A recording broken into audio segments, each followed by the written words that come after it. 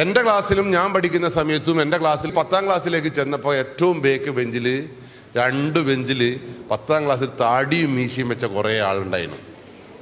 ഞാളോലെ ഏട്ടാന്നാ വിളിക്കുക.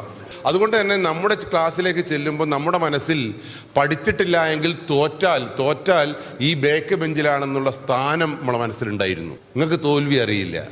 പേടിയില്ലാതെ വളരുന്ന സമൂഹത്തിൽ ലഹരി വർദ്ധിക്കും. എന്താ തർക്കം? എനിക്ക് സിഗരറ്റ് വലിക്കാൻ ഇഷ്ടമില്ല. എൻ്റെ ഏട്ടൻ രാജീവേട്ടൻ ഷംസൂക്കിയും ഇന്റർവെല്ലിന് സിഗരറ്റ് വെച്ചിട്ടുണ്ടല്ലോ. അപ്പം നമ്മളെല്ലാം രാജീവേട്ടാന്ന് പറഞ്ഞ് ഇങ്ങനെ നോക്കും. പെൺകുട്ടിയൊക്കെല്ലാം രാജീവേട്ടനെ കണ്ട ഹരാണ്. എനിക്കിത് വലിക്കാൻ തോന്നാനിട്ടും പെൺകുട്ടികളെ മുമ്പ് നിന്ന് ഷൈൻ ചെയ്യാൻ താല്പര്യമില്ലായിട്ടും അല്ല. എൻ്റെ രാഘവൻ മാഷ കൈ പെട്ടാൽ പിന്നെ പുകയും ഉണ്ടാവില്ല, നീരും ഉണ്ടാവുന്നില്ല. നല്ല ബോധം നമുക്കുള്ളത് കൊണ്ട് നമ്മൾ വലിച്ചില്ല. ഇനി രാഘവൻ മാഷല്ല പ്രശ്നക്കാർ. രാഘവൻ മാഷായിട്ട് എൻ്റെ അച്ഛനോട് ഇത് പറഞ്ഞായില്ലേ പിന്നെ അങ്ങ് ചെല്ലണ്ട.